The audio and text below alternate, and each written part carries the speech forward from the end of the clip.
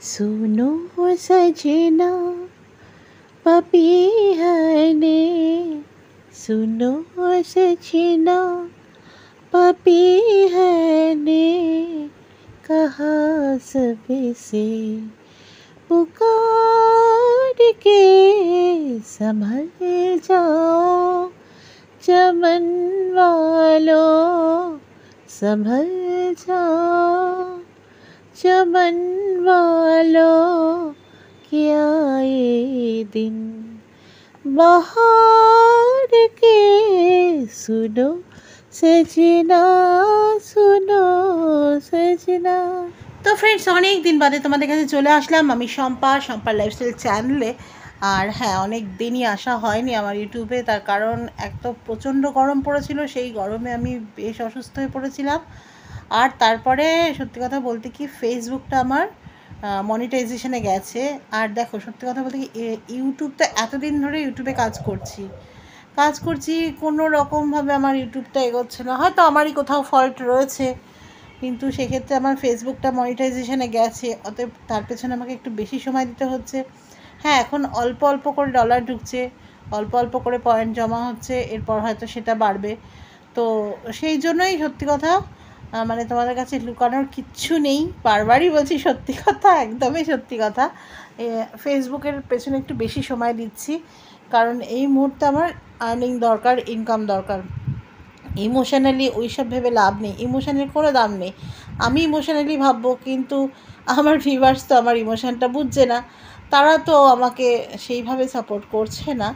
তো যেটুকুনি সাপোর্ট পেয়েছি অনেক, সেটা অস্বীকার করবো না, তার জন্য আমি অবশ্যই কৃতজ্ঞ আমার বন্ধুদের, ইউটিউবের বন্ধুদের কাছে। কিন্তু আজ 2 বছরে, ধরো আমি 2022 থেকে 2023 থেকে 24 হয়ে গেল, আমার এখনও পর্যন্ত 890 বোধহয় হয়েছে সাবস্ক্রাইবার।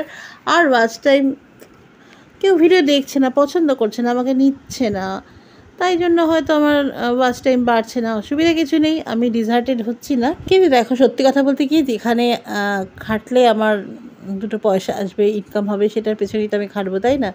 তো ইউটিউব আমাকে দেখছে না, বাধ্যই আমাকে অন্য প্ল্যাটফর্মে যেতে হচ্ছে। ইউটিউব যদি বোঝে, আমার ভিডিও রেকমেন্ডেশনে পাঠায় তো ভালো, হয়তো সেরকম খুব একটা ভালো হচ্ছে না, খাস কিছু হচ্ছে না। তবে দেখা যাক কী হয়, পরবর্তীকালে সময় বলে দেবে কি করব না করব। এখন আমি নিজে কিছুই বলতে পারছি না, বিশেষ কিছু বলবো না। ইনফ্যাক্ট কাজ করতে হবে, যেখান থেকে ইনকাম হবে সেখানে কাজ করব। আর চলো, পুরো ভিডিওটা দেখতে থাকো। অনেকদিন বাদে ভিডিও নিয়ে আসছি তোমাদের কাছে আমি শম্পার লাইফস্টাইল চ্যানেলে। আজকে ওয়েদারটা দারুণ, তোমাদের সাথে শেয়ার করছি। চলো,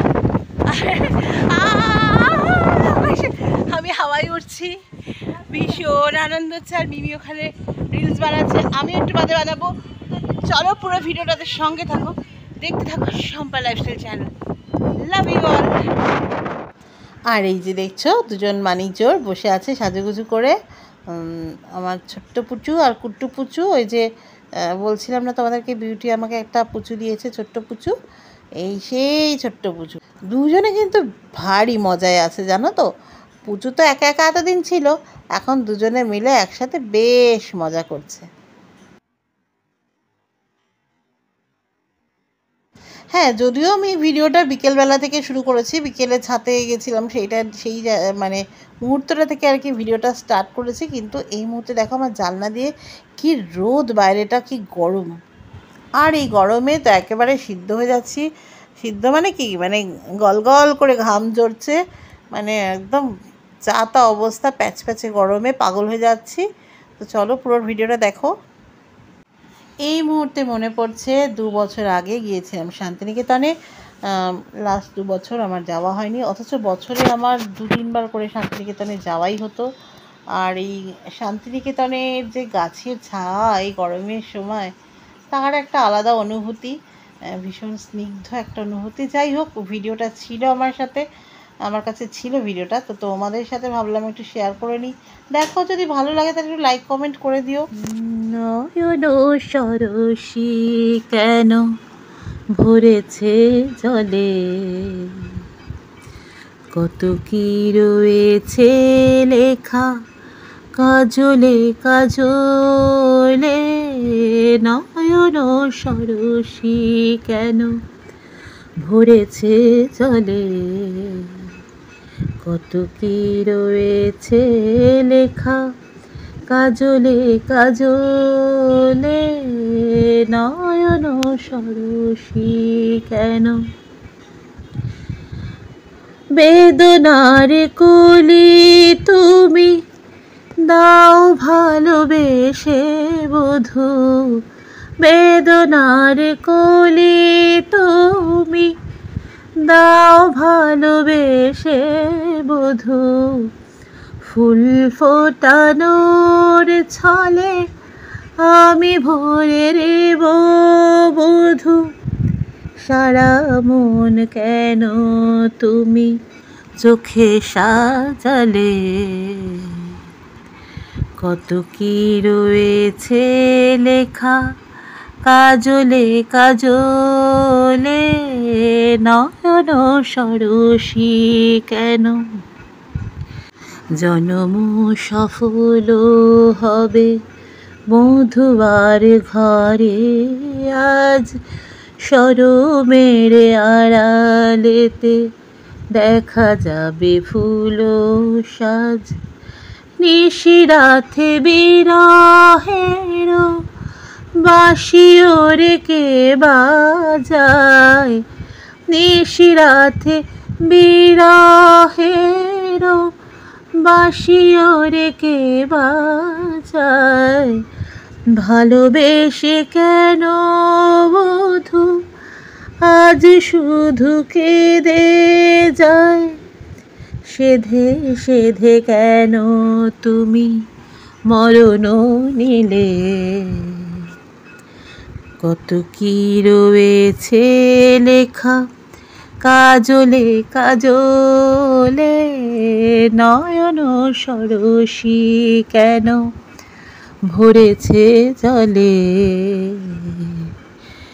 কত কি রয়েছে লেখা কাজলে কাজলে নয়ন সরসী কেন।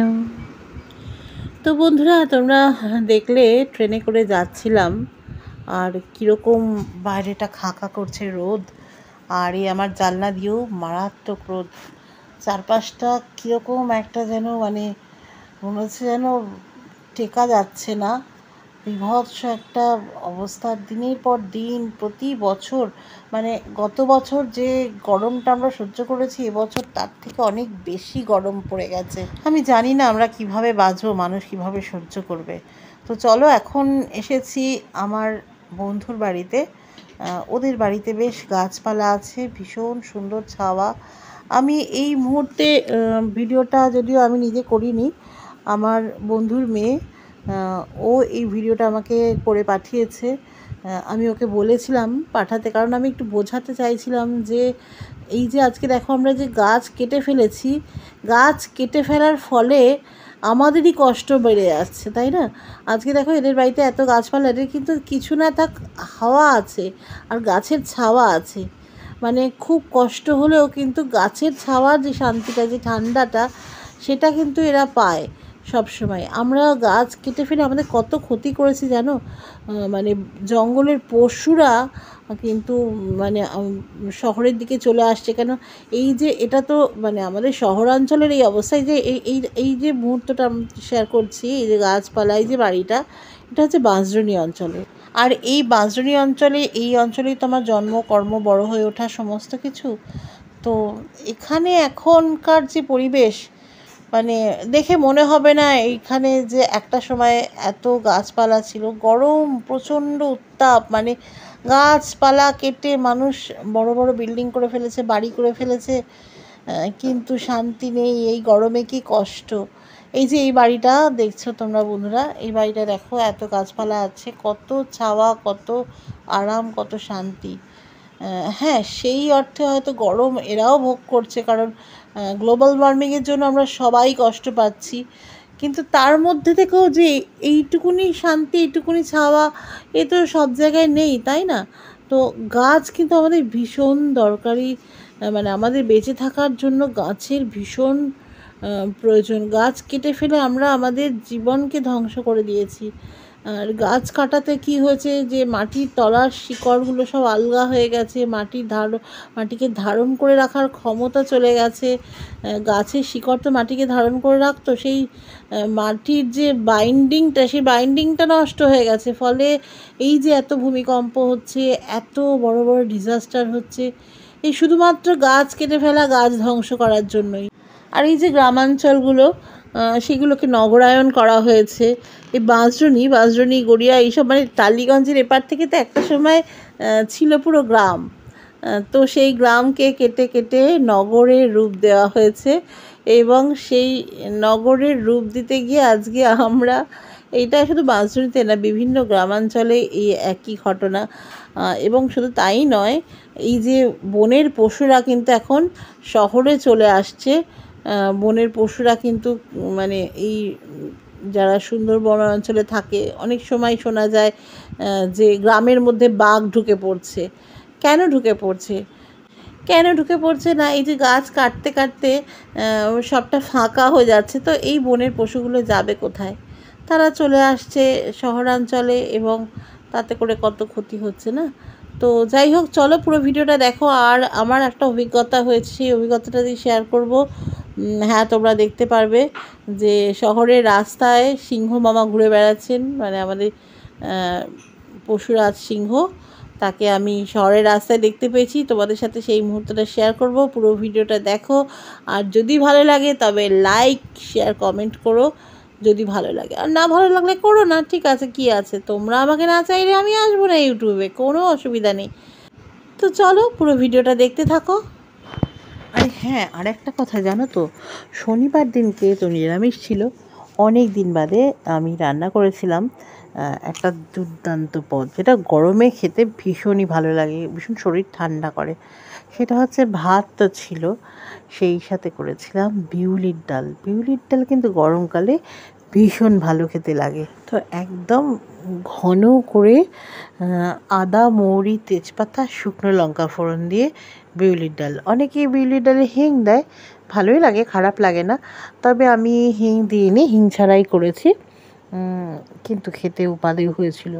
আর বিউলির ডাল যদি হয়, তার সাথে একটা জিনিস মাস্ট, একদম আমাদের সাদামাটা আলু সেদ্ধ, কাঁচা লঙ্কা দিয়ে আলু সেদ্ধ যদি মাখা যায়, আর বিউলির ডালের সাথে আর কিচ্ছু লাগে না। হ্যাঁ, লাগে আলু পোস্ত, আর একটু পোস্তর বড়া হলে জমে যায়।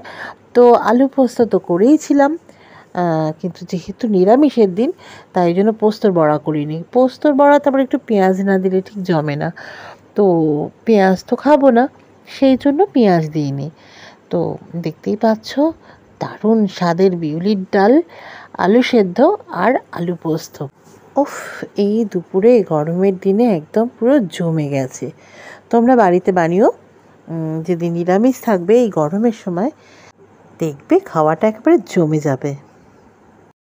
তো এবার চলে আসি আর একটা ঘটনায়। সেটা হচ্ছে যে তোমরা যেটা দেখেছো আমার থাম্বনেলে, সেই বিষয়েই এবার চলে আসবো। বাইরে তো অসম্ভব গরম, দেখতে পাচ্ছ, গাছের ডালগুলো একদম শুকিয়ে গেছে রোদের তাপে, আর পাখিগুলোরও ভারী কষ্ট হচ্ছে। তো তোমরা একবার দেখো আমার জানলা দিয়ে কীরকম বাইরেটা কা কা করছে। আর এই রৌদ্রের মধ্যে আমি গেছি নিউ আলিপুরে একটা দরকারে গেছি, একজনের সাথে একটু দরকার ছিল, কোনো একটা কাজের বিষয় আর কি গেছি। আর সেইখানে গিয়ে আমাকে প্রচণ্ড হ্যারাস হতে হয়েছে। তো যাই হোক, সেই ঘটনা আর বলতে চাইছি না, সব কথা তো আর সোশ্যাল মিডিয়াতে বলা সম্ভব না, তাই জন্য বলছি না। কিন্তু আমাকে 1 ঘন্টা রাস্তার মধ্যে ওয়েট করতে হয়েছে, জানো তো। মানুষ এত অবিবেচক যে কি বলবো। আসলে এই যে আমি ভিডিও করছি আর আমি যে কথা বলছি, রাস্তার এত নয়েজের জন্য আমার কোনো কথাই শোনা যাচ্ছে না, যে কারণে আলাদা করে আমি আবার ভয়েস দিচ্ছি। প্রচণ্ড রোদ, আর আমি দেখছো শাড়ি পরে গেছি, একদম ঘেমে নিয়ে অস্থির, একদম স্নান করে গেছি, আর 1 ঘন্টা ধরে ওয়েট করছি। আমি যে কবারই ফোন করলাম, বললো ম্যাডাম একটু অপেক্ষা করুন, আসছি। তো এসছি একটা বিশেষ দরকারে, একটা জরুরি কাজেই এসছি, এসে আমাকে এইরকম হয়রানি হতে হচ্ছে। তো যাই হোক, আর এখানে আমি দেখলাম রাস্তার মধ্যে সিংহ মামাকে। চলো তোমাদের দেখাবো সিংহ মামা। তবে কিছুক্ষণ বসে থাকার পরে ওয়েদারটা চেঞ্জ হলো। তোমরা দেখছো আমি একটা সিপিএম পার্টি অফিসের সামনে বসে আছি, একটা স্ল্যাবের ওপর। ওখানে কারণ আমার শরীর ভালো না, একে এইরকম বিভৎস গরম, তার মধ্যে হয়েছে পিরিয়ডস, আমার খুব কষ্ট হচ্ছে। তো বসে পড়েছি যথারীতি। তো দেখো, আর এদিকেই কপাল ভালো, কিছুক্ষণের মধ্যে রোদটা চলে গেল আর ওয়েদারটা চেঞ্জ হয়ে গেল, পুরো ঠান্ডা হয়ে গেল। এবার দেখো তোমরা এই যে সিংহ মামা, এ বাবা, ওকে দেখে আমার কি ভয় লেগে গেছে। ভয়ঙ্কর চেহারা, বিশাল বড় সিংহের মতন যেন কেশর, কিন্তু খুব নিরীহ। অ্যাকচুয়ালি এরা হচ্ছে মানে দেখতে সিংহের মতো। এদের নাম হচ্ছে, এই কুকুরটার যে প্রজাতি, এদের এই প্রজাতিকে বলে হাস্কি। এরা হচ্ছে মেরু প্রদেশে এদেরকে দেখা যায় সাধারণত। এরা স্লেজ গাড়ি টানে, মানে গ্রিনল্যান্ডে, মেরু প্রদেশ, সব জায়গা। আর এরা খুব মানে ভীষণ ফ্রেন্ডলি হয়। এরা এরা কিন্তু মানে হার্মফুল নয়, কিন্তু এরা খুব একটা ক্ষতিকর নয়। এরা ভীষণভাবে মানুষের উপকারে কাজে লাগে। স্লেজ গাড়ি টানে এই হাস্কি। আর এদেরকে রাখতে হয় হচ্ছে ঠান্ডা ঘরে, মানে এসির মধ্যে। এই যে ওকে বার করেছে এর মালিক, কিন্তু ওকে রাখতে হবে এসির ঘরে। এসির ঘরেই সাধারণত এরা থাকে, মানে এমনি তো ঠান্ডা দেশের প্রাণী। তো এরকম আমাদের গরম আবহাওয়াতে আসলে ওদেরকে এসি ঘরেই রাখতে হয়। মুখখানা দেখেছো? আমি যা ভয় পেয়ে গেছিলাম ওকে দেখে, আমার সামনে দিয়ে গেল আর এলো, এ বাবা, আমি তো ভাবছি কি, এই তো সিংহ, বিকট, বাপরে বাপ। তো যাই হোক, তোমাদের জন্য আমি একটু ভিডিও করে নিলাম। তো কেমন লাগলো ভিডিওটা অবশ্যই কমেন্টে জানিও।